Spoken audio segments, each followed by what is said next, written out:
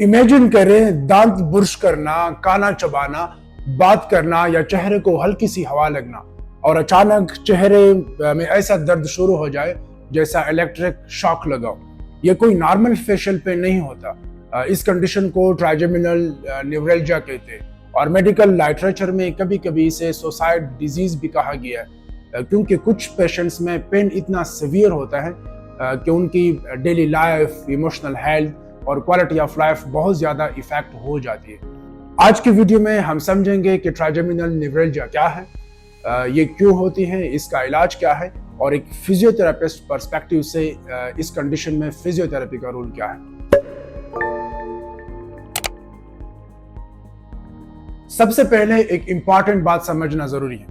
Trigeminal neuralgia एक neuropathic pain condition है। इसका प्राइमरी ट्रीटमेंट मेडिसिन होता है और कुछ सिलेक्टेड केसेस में सर्जिकल प्रोसीजर्स भी कंसीडर किए जाते हैं। फिजियोथेरेपी इस कंडीशन का रिप्लेसमेंट ट्रीटमेंट नहीं है, लेकिन ट्राइजेमिनल न्यूरल्जिया या टीएन के पेशेंट में पेन मैनेजमेंट, फंक्शन और क्वालिटी ऑफ लाइफ इंप्रूव करने में फिजियोथेरेपी सपोर्टिव रोल अदा कर सकती है।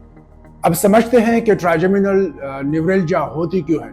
हमारे चेहरे की सेंसेशन एक इंपॉर्टेंट नर्व कंट्रोल करती है, जिसे ट्राइजेमिनल नर्व कहते हैं।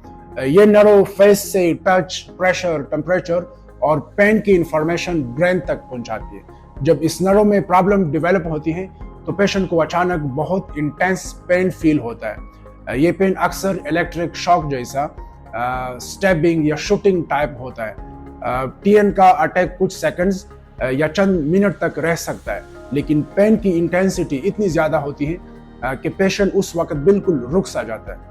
ट्राइजेमिनल न्यूरल्जिया की सबसे मुश्किल बात यह है कि इसका पेन बहुत सिंपल एक्टिविटीज से भी ट्रिगर हो सकता है, जैसे दांत ब्रश करना, खाना चबाना, बात करना, चेहरे को हल्का सा टच करना, शेविंग या मेकअप करना, चेहरा धोना या सिर्फ ठंडी हवा लगना। यानी जो एक्टिविटीज हम रोज बिना सोचे परफॉर्म करते हैं वो किसी पेशेंट के लिए बहुत पेनफुल एक्सपीरियंस बन सकती है। अब सवाल यह है कि ट्राइजेमिनल न्यूरल्जिया होती क्यों है।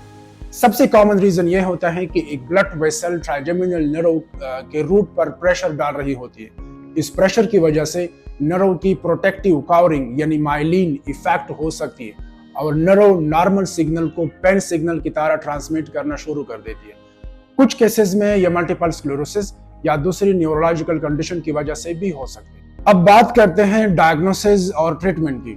ट्राइजेमिनल न्यूरल्जिया की डायग्नोसिस ज्यादातर पेशेंट के सिम्टम्स और क्लिनिकल हिस्ट्री के बुनियाद पर की जाती है, लेकिन कुछ पेशेंट्स में एमआरआई को भी कंसीडर किया जा सकता है। ट्रीटमेंट की बात करें तो सबसे पहले मेडिसिन यूज की जाती है। अगर मेडिसिन से रिलीफ ना मिले तो न्यूरोसर्जन कुछ सर्जिकल प्रोसीजर्स कंसीडर कर सकते हैं। याद रखें कि ट्रीटमेंट का डिसीजन हर पेशेंट की कंडीशन और सिम्टम के मुताबिक इंडिविजुअल होता है।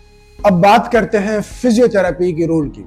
जैसे कि हमने पहले डिस्कस किया, फिजियोथेरेपी ट्राइजेमिनल न्यूरल्जिया का प्राइमरी ट्रीटमेंट नहीं है, लेकिन रिहैबिलिटेशन के पर्सपेक्टिव से टीएन या ट्राइजेमिनल न्यूरल्जिया के पेशेंट को इसे सपोर्ट मिल सकता है।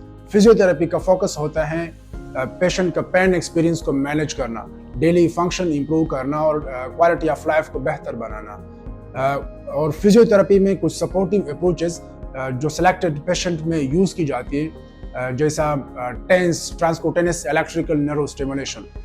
टेंस एक non invasive electrical stimulation device है जो पेन मॉड्यूलेशन के लिए यूज होती है। कुछ स्टडीज ने सजेस्ट किया है कि टेंस कुछ पेशेंट में पेन इंटेंसिटी रिड्यूस करने में हेल्प कर सकता है, लेकिन इसे सपोर्टिव ट्रीटमेंट के तौर पर देखा जाता है। और फिजियोथेरेपी में या फिजियोथेरेपिस्ट का जो सबसे इंपॉर्टेंट रोल है वो पेन एजुकेशन है।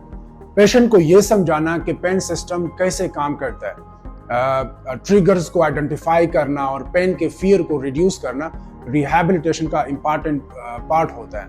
उसके बाद जा, फेस और neck region assessment.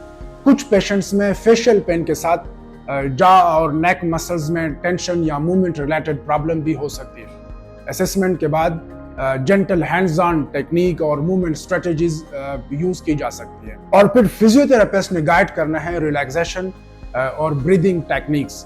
Chronic pain stress और एंजाइटी को इंक्रीज कर सकता है। रिलैक्सेशन स्ट्रेटजीज पेशेंट को पेन कोप करने और डेली एक्टिविटीज मेंटेन करने में हेल्प कर सकती है।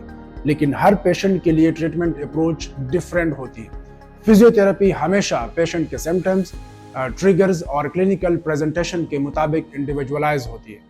अगली वीडियो में हम स्पेसिफिकली ट्राइजेमिनल न्यूरल्जिया के फिजियोथेरेपी मैनेजमेंट पर बात करेंगे। मैं प्रैक्टिकली डिमॉन्स्ट्रेट करके दिखाऊंगा कि कौन सी इफेक्टिव एक्सरसाइजेज है जो कि आपके ट्राइजेमिनल न्यूरल्जिया पेन इंटेंसिटी को रिड्यूस करने में हेल्प कर सकती है। Thank you.